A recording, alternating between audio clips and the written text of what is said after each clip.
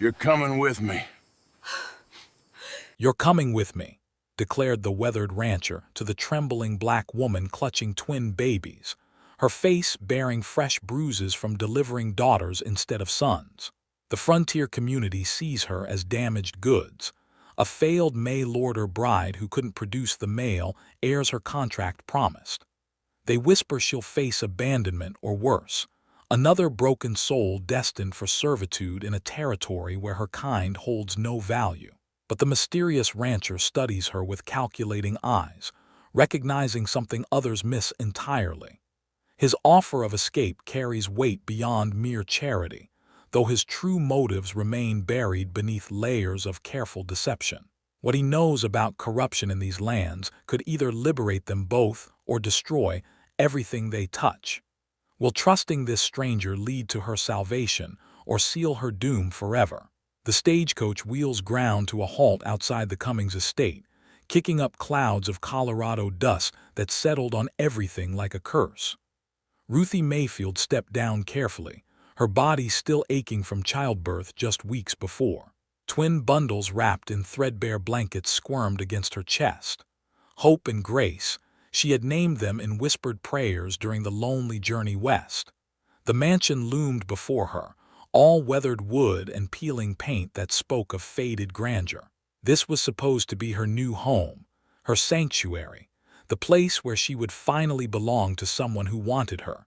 Margaret Cummings emerged from the front door like a storm cloud taking human form. Her gray hair was pulled back so tightly, it stretched the skin around her eyes into permanent slits of disapproval. She descended the porch steps with the measured gait of a woman accustomed to being obeyed. Her gaze swept over Ruthie with the clinical assessment of a cattle buyer inspecting inferior stock. When her eyes landed on the twin babies, her face twisted into undisguised disgust. The words came sharp and cutting. "Girls. You brought me girls." Ruthie's stomach dropped. She had feared this moment during every mile of the journey west. "Yes, ma'am, healthy baby girls." Margaret circled her like a predator. The contract specified male heirs, sons to carry on the family name and work the land. What use are daughters? Behind Margaret, a thin man appeared in the doorway. Harold Cummings possessed all the backbone of wet paper. His weak chin trembled as he approached, clearly dreading his mother's reaction more than meeting his intended bride. "Mother, perhaps we should discuss this inside." Margaret's voice cracked like a whip. "There's nothing to discuss. This woman has failed her most basic obligation." Ruthie clutched her babies tighter. Every instinct screamed at her to run, but she had nowhere to go. No money, no family, no options beyond this crumbling estate and the people who already despised her. "I can work," she said quietly. "I can earn my place here." Margaret's laugh held no warmth. "Work? You think manual labor makes up for your failure? Girls are nothing but mouths to feed until they become someone else's burden." Harold finally found enough courage to step forward. His hand moved faster than his brain, striking Ruthie across the cheek with a sound that echoed off the porch walls. The baby started crying.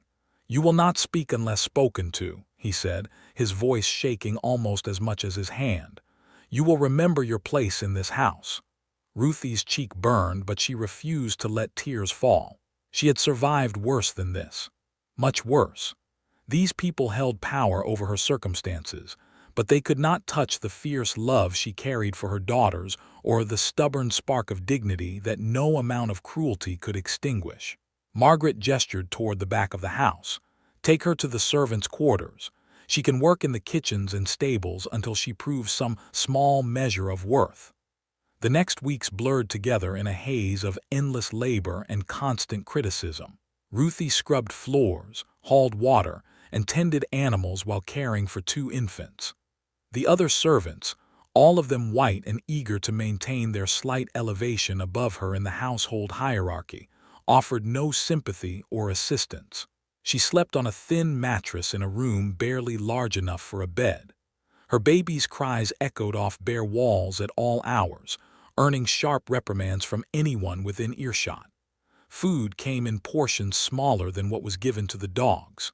But in quiet moments when she thought no one was watching, Ruthie would study the papers scattered across Harold's desk.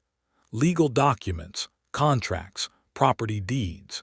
The words came easily to her, a skill she had hidden carefully since childhood. She noticed inconsistencies in some of the documents, alterations that seemed deliberate.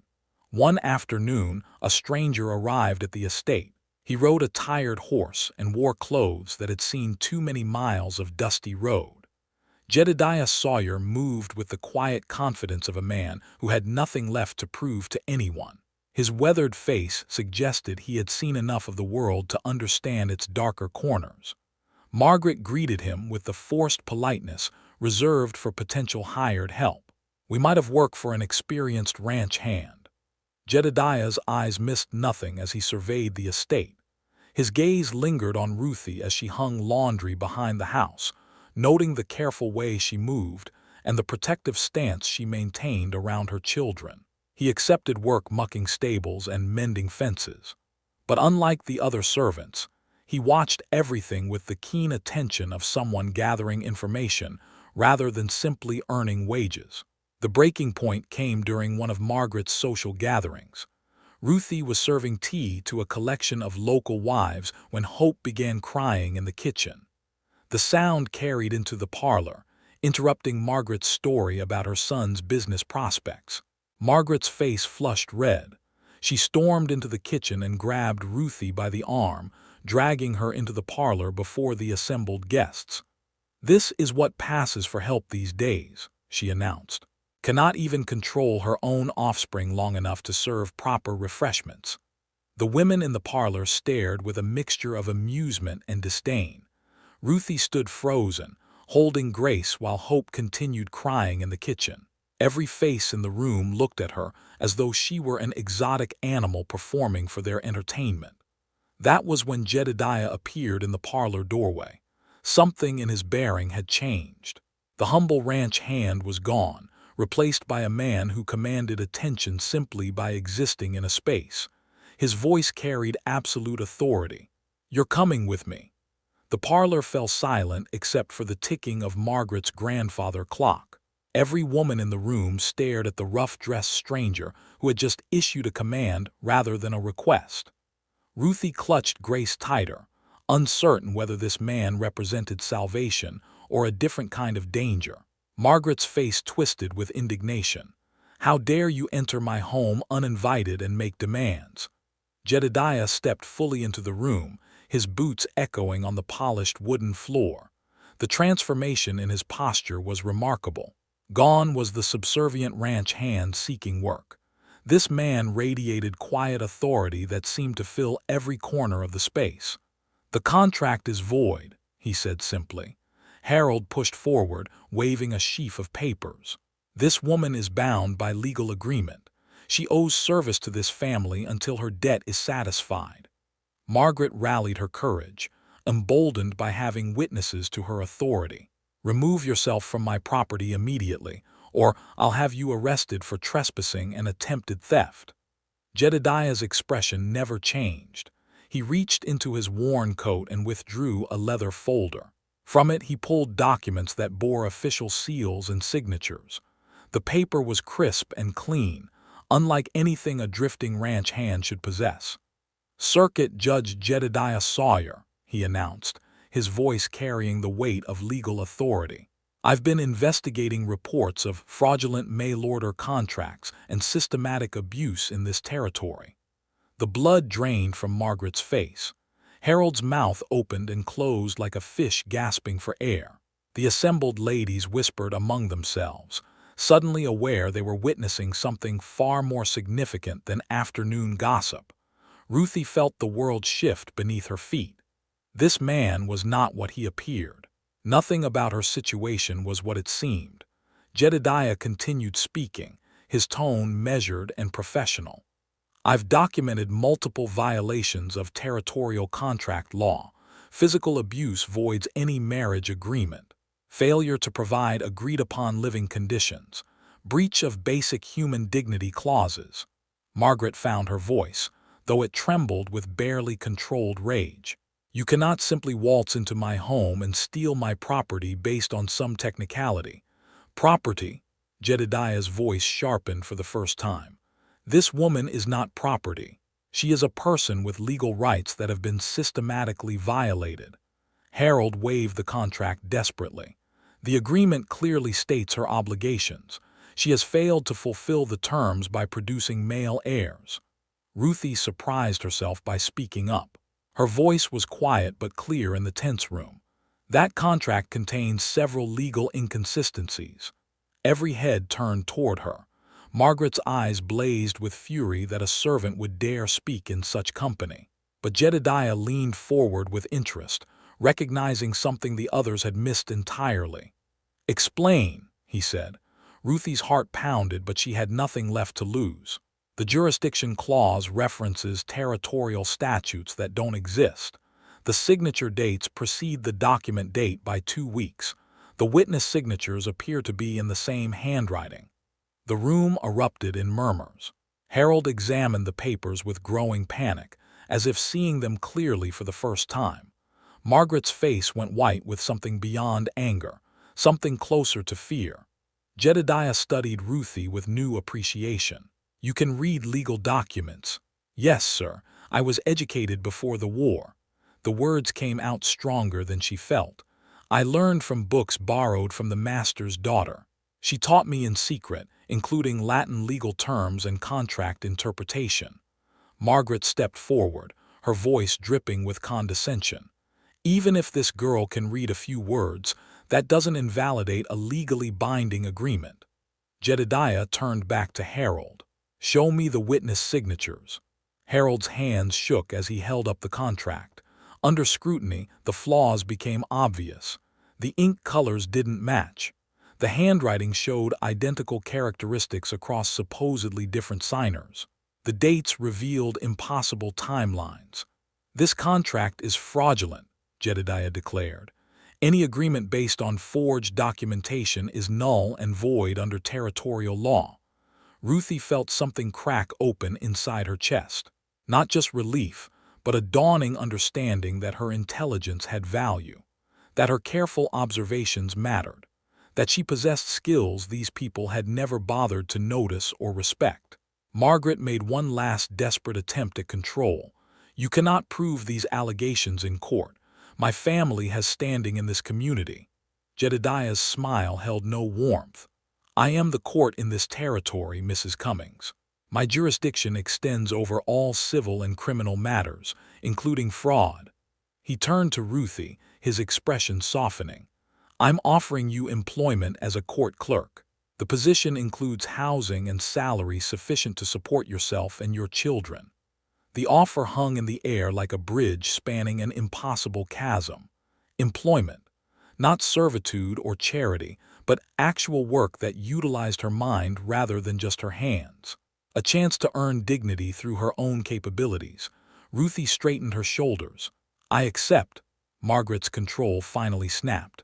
"This territory will not tolerate your kind in positions of authority. Mark my words, Judge Sawyer. You're making enemies of people who have power to destroy you." Jedediah gathered his papers calmly. "Let them try, Mrs. Cummings. Justice doesn't require their approval." As Ruthie collected her few possessions and her babies, she felt the eyes of the parlor ladies following her movement. Some showed disgust and outrage, but others displayed something different: curiosity, perhaps even admiration for the quiet dignity with which she had dismantled her own chains. Outside, a newspaper man had appeared with notepad and pencil. Eli Torland introduced himself as editor of the local paper, clearly fascinated by the unprecedented scene he had witnessed. Jedediah helped Ruthie into his wagon while her babies slept peacefully in her arms. For the first time in months, they were truly safe. The future stretched ahead, uncertain but filled with possibility. The modest house Jedediah provided sat on the edge of town, close enough to the courthouse for work but far enough from the main street to avoid constant scrutiny. Ruthie spent her first morning arranging the sparse furniture and marveling at the luxury of a roof that didn't leak and walls that belonged to no one but herself. Her babies cooed from makeshift cribs fashioned from wooden crates lined with soft cloth. For the first time since their birth, Hope and Grace seemed to sense safety in their surroundings. They slept peacefully while their mother explored her new role. The courthouse occupied a weathered building that had seen better decades. Inside, legal documents covered every available surface in organized chaos that spoke of too much work and too few hands. Jedediah showed her the filing system, the case logs, and the mountain of correspondence that required attention. Ruthie's mind absorbed the information like parched earth soaking up rain. The legal terminology came naturally, building on the foundation she had constructed through stolen moments with borrowed books. Within days, she was reorganizing files with an efficiency that impressed even Jedediah. But the town's reaction proved less welcoming. The general store owner served her last, after every white customer had been helped. The church congregation fell silent when she entered with her babies, creating a wall of cold disapproval that made worship impossible. Children threw rocks at her house while their parents pretended not to notice. Anonymous notes appeared under her door with increasing frequency. The messages were brief and threatening, warning her to leave town before something terrible happened. She burned each one without mentioning them to Jedediah, unwilling to become a burden when he had already risked so much on her behalf. The first major test came when Tom Walking Bear brought his family's case to court. The Cheyenne man spoke broken English, but his eyes held the intelligence of someone who understood far more than he could easily express. His family had been living peacefully on a small plot of land for 3 generations. But wealthy rancher Samuel Morrison claimed ownership and demanded their removal.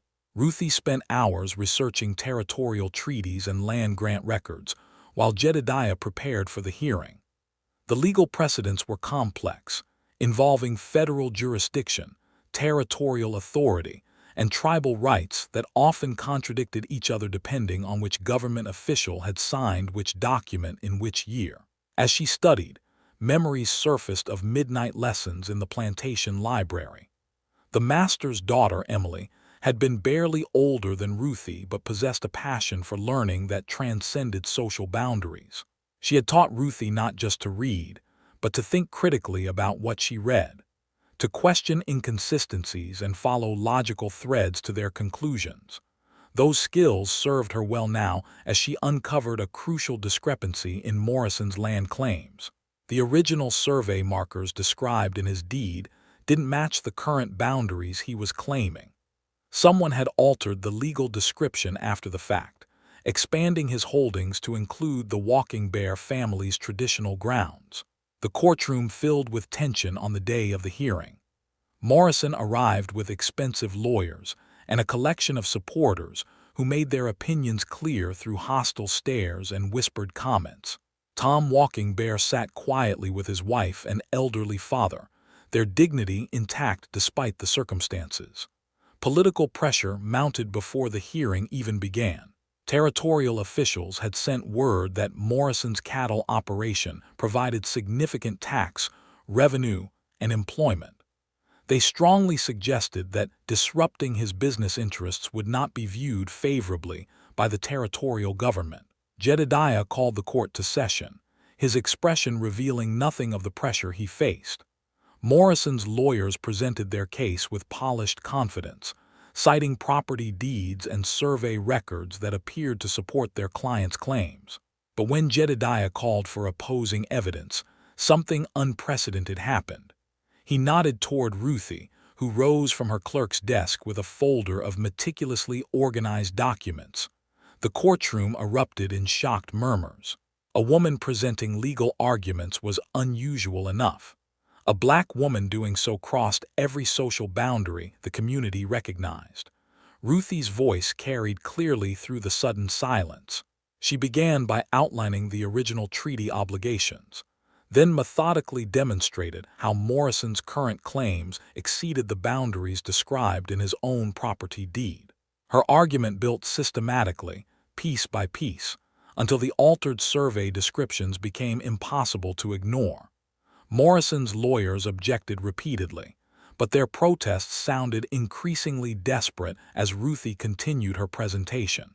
She had memorized every relevant statute and could cite territorial law with the precision of someone who had earned her knowledge through necessity rather than privilege.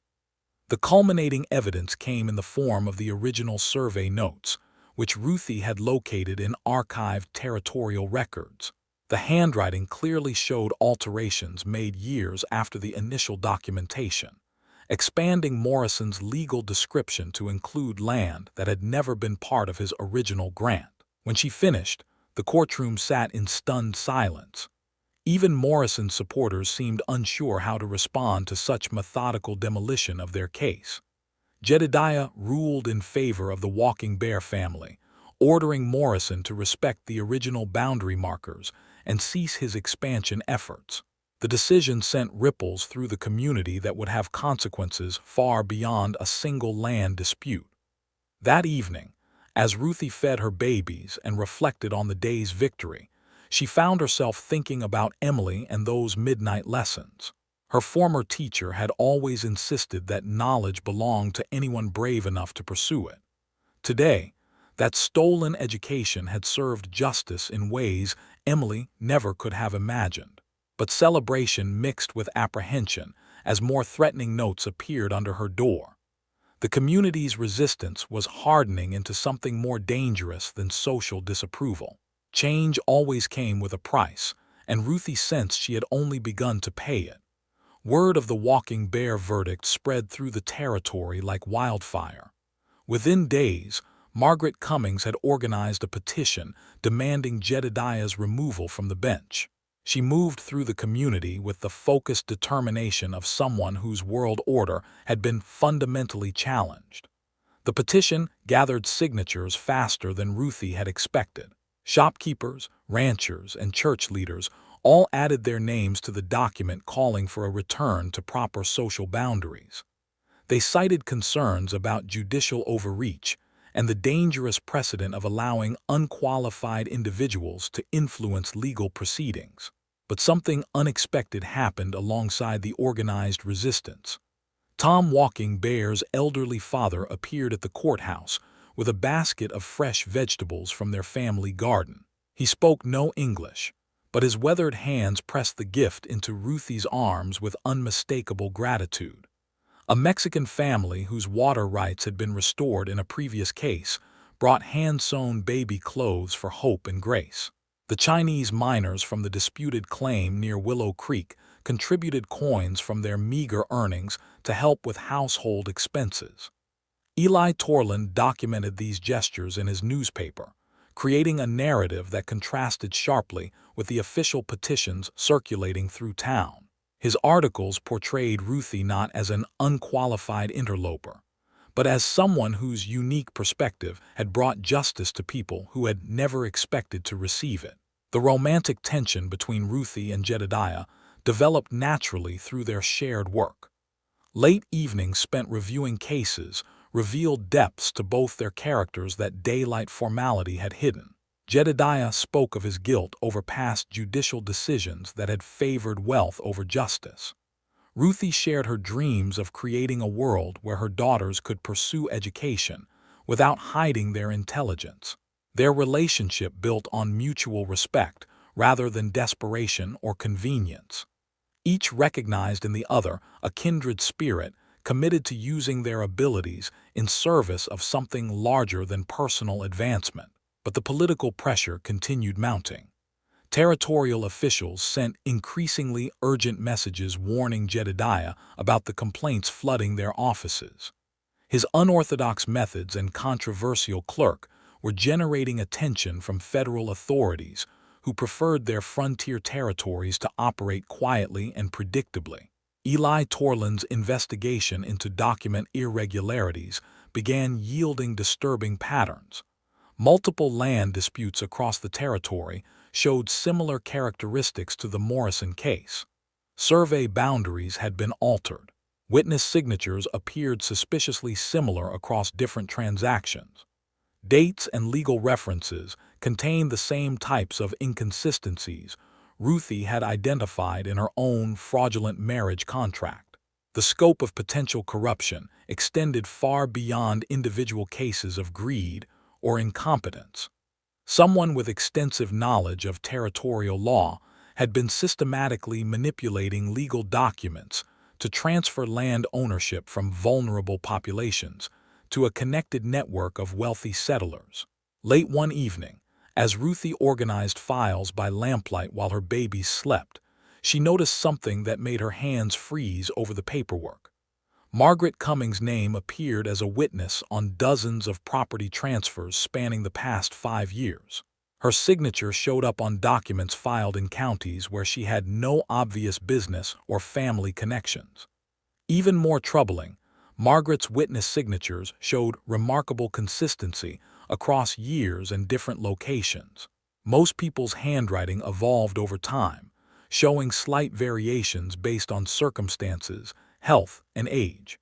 But Margaret's signatures looked almost identical across a span that should have shown natural changes. The break-in happened 3 nights later. Ruthie woke to the sound of papers scattering in the courthouse next door. She peered through her window to see shadowy figures moving by lamplight through the building where she worked. By morning, specific case files had disappeared. Not entire cabinets or random documents, but particular cases involving land disputes, witness testimony, and the archived records that had proven so damaging to fraudulent claims. The theft was surgical in its precision, suggesting intimate knowledge of which documents posed the greatest threat. Jedediah's jaw tightened as he surveyed the damage. The missing files represented months of meticulous documentation and research. More importantly, they contained evidence that could expose the true scope of the corruption network operating throughout the territory. Margaret Cummings visited the courthouse that same afternoon, her demeanor radiating cold satisfaction.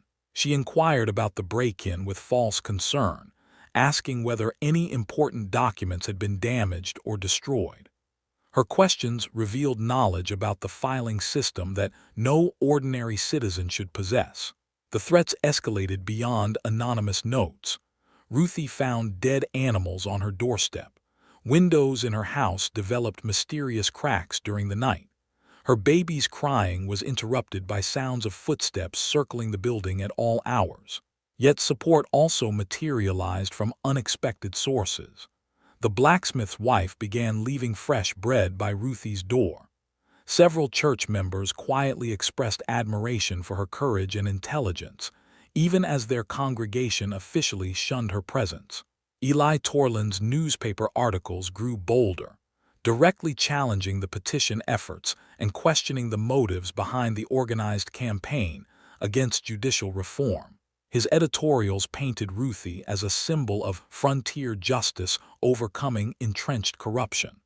The federal investigators arrived quietly, conducting interviews and examining records without fanfare or advance warning.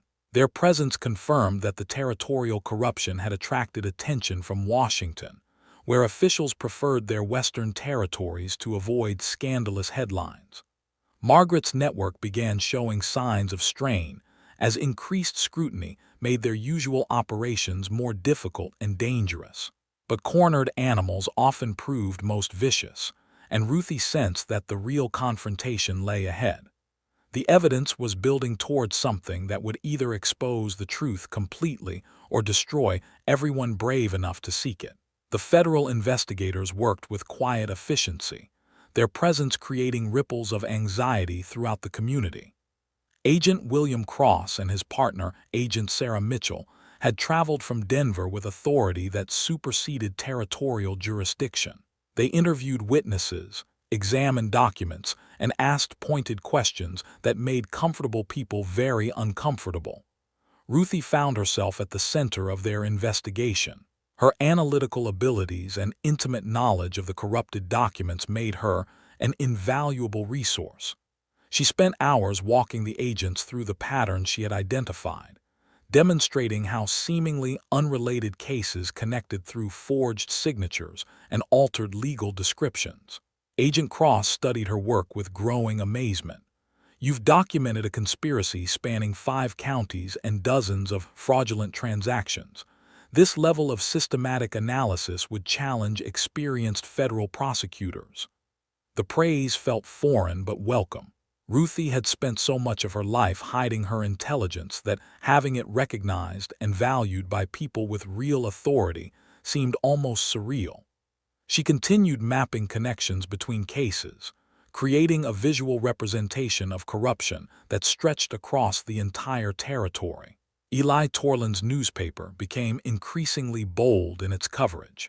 His latest article directly accused unnamed territorial officials of participating in widespread land fraud. The piece featured interviews with victims across multiple counties, creating a chorus of voices demanding justice.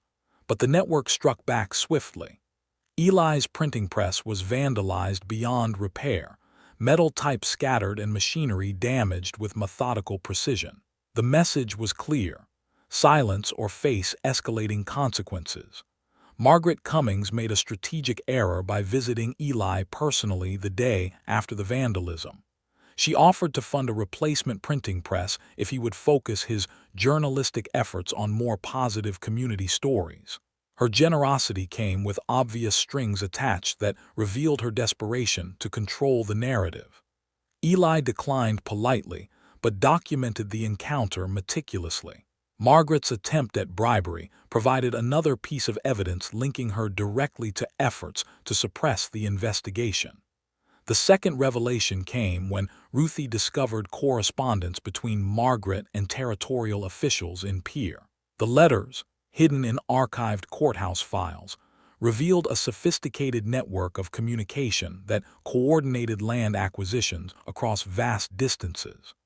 Margaret's letters demonstrated extensive knowledge of legal procedures, territorial statutes, and administrative processes that far exceeded what any rancher's wife should possess. She wrote with the authority of someone accustomed to giving orders rather than requesting favors. More damning still, the letters referenced specific legal strategies for displacing Native American families, Mexican settlers, and freed slaves who held legitimate land claims. The correspondence outlined methods for creating fraudulent documentation that would withstand casual scrutiny, while transferring valuable property to network members. Agent Mitchell focused her investigation on the financial aspects of the conspiracy. Bank records revealed a complex system of payments flowing between Margaret's associates and various territorial officials. Land purchased for minimal amounts from displaced families was immediately resold to network members at dramatically inflated prices. The profits were staggering. Hundreds of thousands of dollars had changed hands through fraudulent transactions, creating wealth for a small group of conspirators while impoverishing the legitimate landowners they had displaced. Jedediah's situation grew increasingly precarious as pressure mounted from multiple directions. Territorial Governor Marcus Thornfield demanded his immediate resignation, citing concerns about his controversial methods and the federal attention his jurisdiction was attracting. But resignation would abandon the investigation at its most crucial moment. Jedediah chose to remain in his position, using his judicial authority to protect the federal agents and ensure their access to necessary documents and witnesses. The conspiracy's response was swift and calculated. False charges were filed against Jedediah, alleging corruption, abuse of authority, and inappropriate conduct with his clerk. The accusations were designed to destroy his credibility while removing him from his position of power. Local law enforcement, compromised by years of corruption, moved to arrest Jedediah on the fabricated charges. Sheriff Coleman arrived at the courthouse with a warrant signed by a territorial judge who had been purchased long ago by Margaret's network. Ruthie watched from her office window as they led Jedediah away in shackles. Her heart pounded with fear and rage, but her mind remained focused on the larger battle still to be fought. The federal agents had gathered substantial evidence, but presenting it effectively would require someone with intimate knowledge of every document and connection. That evening, Agent Cross visited Ruthie at her home. His expression was grave as he outlined the situation they faced. With Jedediah detained, The conspiracy believed they had neutralized the primary threat to their operations. "We need someone who can present this evidence coherently to a federal tribunal," he said. "Someone who understands every aspect of the fraud and can explain the connections convincingly." Ruthie understood what he was asking. The responsibility terrified and exhilarated her simultaneously. This was the moment everything had been building toward. All her stolen education, hidden intelligence, and carefully developed legal skills would be tested in service of justice on a scale she had never imagined. Her babies slept peacefully in their cribs, unaware that their mother was preparing to challenge an entire corrupt system. Hope and Grace would grow up in whatever world emerged from the coming confrontation. That knowledge gave Ruthie the courage she needed. She accepted the responsibility, knowing that failure would mean not just personal destruction, but the continuation of systematic oppression for countless others who lacked the power to fight for themselves. The final battle would be fought with words, evidence, and moral authority rather than weapons. Everything depended on her ability to stand before powerful people and demand justice with nothing but truth as her weapon. The federal tribunal convened in the largest courtroom Denver could provide. Word had spread throughout the territory that unprecedented charges would be brought against some of the region's most powerful citizens. Spectators packed every available seat while others stood along the walls, creating an atmosphere of electric tension. Ruthie entered the courtroom carrying a leather satchel containing months of meticulous documentation. Her simple dress contrasted sharply with the expensive suits worn by the defense attorneys, who represented Margaret Cummings and her co-conspirators. She walked to the witness table with quiet dignity, her spine straight despite the weight of hostile stares. Federal Judge Harrison presided over the proceedings with the stern authority of someone accustomed to cases involving territorial corruption. Agent Cross had briefed him thoroughly on the scope of the conspiracy, but the burden of proof rested on the evidence Ruthie would present. Margaret sat at the defense table surrounded by the finest legal representation money could buy. Her face showed no trace of the fear that must have been consuming her thoughts. She had built her empire through careful calculation and ruthless execution, believing herself untouchable by federal authority. Ruthie began her presentation with the original fraudulent marriage contract that had brought her to the Cummings estate. She explained each alteration, each forged signature, each impossible date sequence that revealed the document's true nature. The courtroom listened in absolute silence as she demonstrated how this single contract represented a pattern replicated dozens of times across the territory. Her voice grew stronger as she moved through the evidence systematically. The stolen education that had once been her secret weapon now served justice openly. Every midnight lesson with Emily, every hidden book, every careful observation had prepared her for this moment. The land fraud cases formed the centerpiece of her presentation. Using maps and survey records, she showed how legitimate landowners had been systematically dispossessed through forged documentation. Native American families, Mexican settlers, freed slaves, and poor white farmers had all lost their property to the same network of conspirators. Margaret's defense attorneys objected repeatedly, challenging Ruthie's qualifications to interpret legal documents. But Federal Judge Harrison overruled each objection, recognizing that her analysis was thorough, logical, and devastating to the defense case. The financial evidence proved equally damning. Bank records revealed the flow of money between conspirators, showing how stolen land had been converted into enormous profits for a select group of territorial elite. The amounts were staggering, representing the life savings and legitimate inheritance of hundreds of displaced families. As Ruthie presented the correspondence between Margaret and territorial officials, the true scope of the conspiracy became clear. This was not opportunistic individual fraud, but a coordinated effort to reshape territorial land ownership through systematic corruption. Margaret's letters were read aloud in her own words, revealing the calculating mind behind years of carefully orchestrated theft. Her instructions to subordinates showed intimate knowledge of legal procedures and bureaucratic processes that exposed her as the conspiracy's mastermind. The defense attempted to portray Margaret as a victim of circumstances, manipulated by more sophisticated criminals who had used her social connections for their own purposes.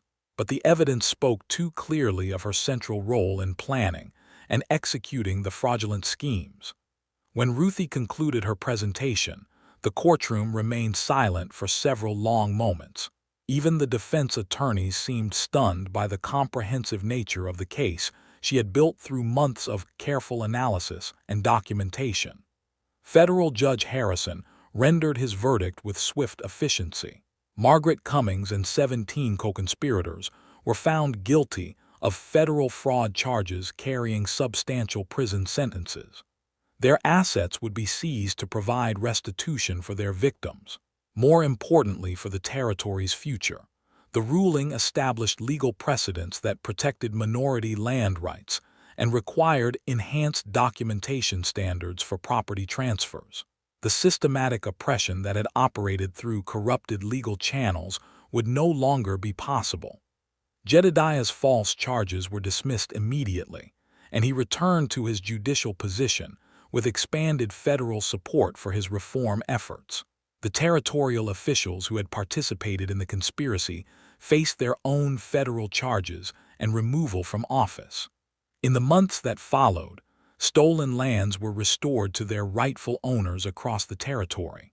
Tom Walking Bear's family recovered not just their original plot, but additional property that had been fraudulently transferred years earlier. Mexican families regained water rights that had been systematically denied through forged documentation. Ruthie accepted an official appointment as the territory's first legal advocate for minority affairs, a position created specifically to prevent future systematic oppression. Her salary provided financial security while her work offered the intellectual challenges she had always craved. The wedding ceremony was held in the same courtroom where justice had been served. Jedediah and Ruthie exchanged vows before a gathering that included everyone whose lives had been touched by their courage. Tom Walking Bear's family sat beside Chinese miners and Mexican settlers, creating a community built on shared respect rather than artificial hierarchy. Hope and Grace grew up in a house filled with books and legal documents, their mother's story becoming their inspiration. Ruthie established a school for girls of all backgrounds, ensuring that education would never again be a privilege restricted by race or social position. Years later, when her daughters asked about her journey from servitude to respect, Ruthie would point to the law books lining their shelves and remind them that knowledge belonged to anyone brave enough to pursue it. Justice required not just good intentions, but the intelligence and determination to fight for it systematically. The territory that had once been ruled by corruption and prejudice became a model for frontier justice, proving that ordinary people could create extraordinary change when they refused to accept systematic oppression as inevitable. And that is all to the story for now. Please let me know where you are tuning in from. Perhaps we will create a story there. Consider liking this video and subscribing to our channel, and if you enjoy our content, click this video on your screen. I promise you it's worth watching. See you tomorrow.